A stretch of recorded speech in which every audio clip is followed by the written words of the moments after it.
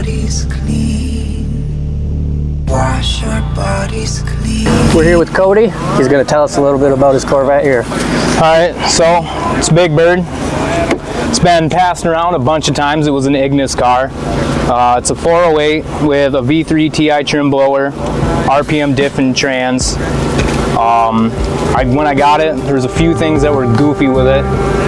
Fans didn't work right. Some electrical stuff wasn't right. Didn't have a catch can. We got that in this year. Put bead locks on it because it didn't want to hold traction, but the tires that were on it before were pretty much shot. This year in Ignis, I blew out a bunch of seals and stuff. So that's kind of the reason why we pushed for a catch can. And I see some meth injection on there. Yup. So it's kind of like not the right way to do it, but it's a way to do it. It's windshield washer fluid, heat treat, and then injector cleaner. So far, no issues. Eventually, I just want to take all that out and then just go E85, pulley it down. That's probably a next year thing, but for right now, it does all right. I haven't had any engine or trans problems besides the trans doesn't like reverse, so you have to hold it in there. Fourth gear gets a little goofy sometimes.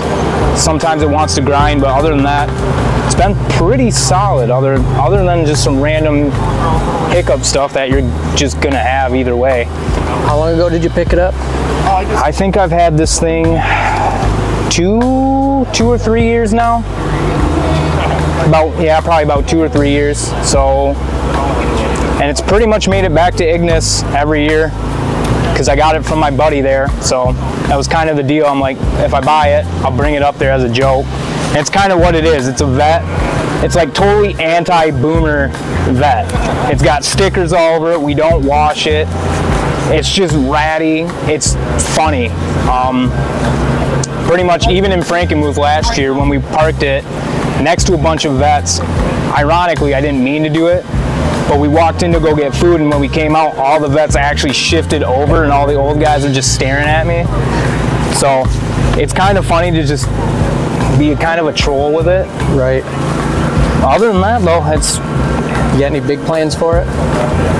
Realistically, the only couple things that I want to do is go E85, maybe pulley it down, and then kind of see where it goes. If it lasts, it lasts. If it blows up, then maybe I'll build it, but I'm really just trying to finish up my Trans Am. That's been pretty much the project with everything, is just finishing that car.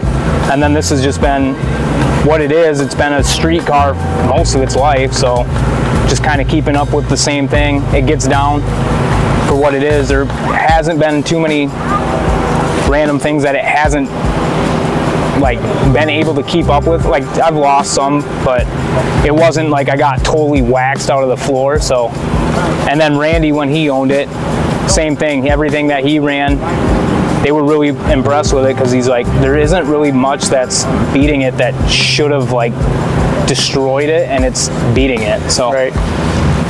But yeah, nothing too crazy about it. It's just a beater C5 with an A&A kit, and maybe we get to see it get down a little bit tonight. Hopefully. There is a call-out spot that I'm supposed to run, so we'll see how it goes. Let's go see what we can get set up. Cool. All right. Thanks, man. Appreciate it. All right.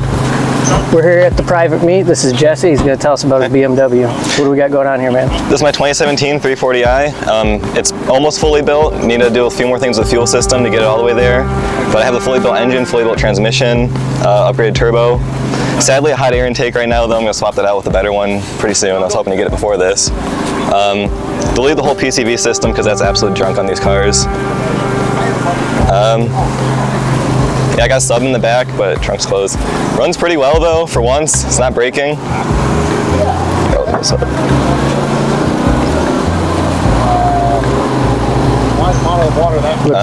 Runs low 7s in an 1/8 mile. Makes over 600 horsepower estimated. What kind of tires you got here? Michelin Pilot Sport 4S's, just 245s all around. It is an all-wheel drive car, so it hooks up pretty well. How long have you had it? I've had it almost 2 years now. I spent like 2 months down though with the blown engine, which that wasn't fun, but an injector failed. Well, maybe we can see it get down tonight. I'm hoping so. Try to set a race up and see what it can do. I haven't really raced many people yet, so I'm hoping I can get something good in. All right, man. Car looks good, sounds good. Appreciate you coming out. Thank you For talking to us. We got Zach here. He's going to tell us about his Dodge. So this is a 2012 Dodge Ram. It's still a 5.7. It's the 6-speed truck, not the 8-speed truck. So that kind of hurts a little bit. But other than that, it's got pretty much full bolt-ons, callus headers, ported 6.4 intake manifold. And then it does have a FRP Tomahawk cam. It's a 228, 238. It still is 4-wheel drive. It's lowered 4 inches in the front and 6 inches in the rear. And then it is a stock 6-speed. It does have a 3600 stall converter, Circle D.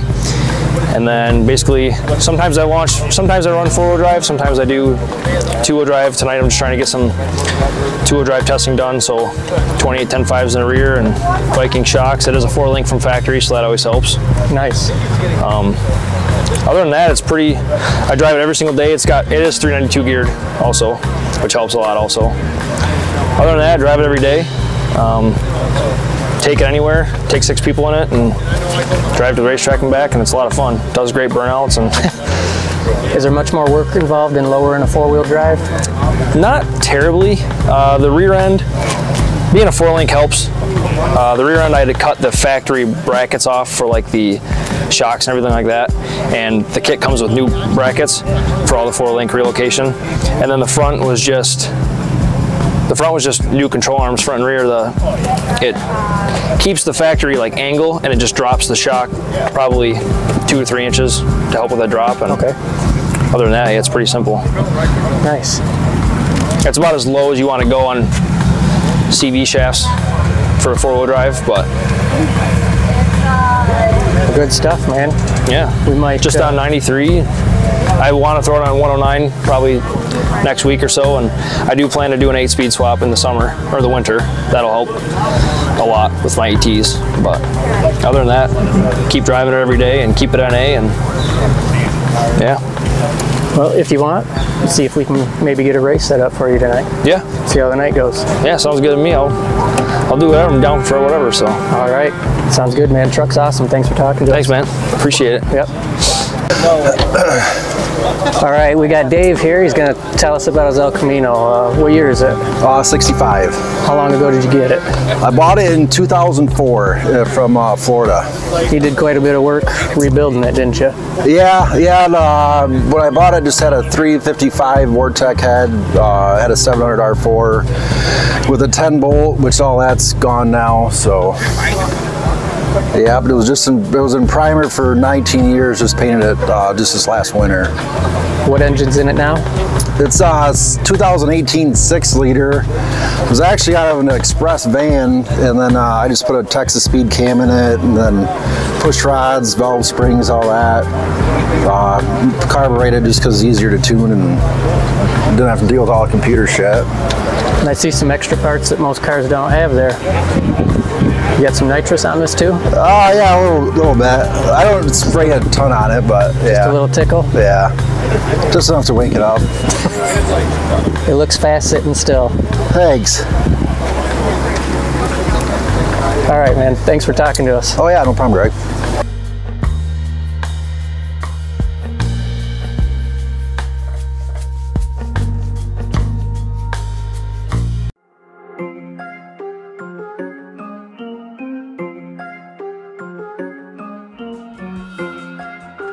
Okay, let's run.